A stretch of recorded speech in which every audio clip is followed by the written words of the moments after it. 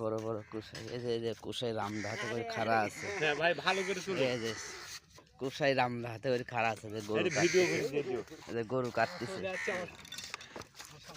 এই যে গরু ভালো করে খাও। এই যে গরু কি এখানে গরু জবাই হচ্ছে।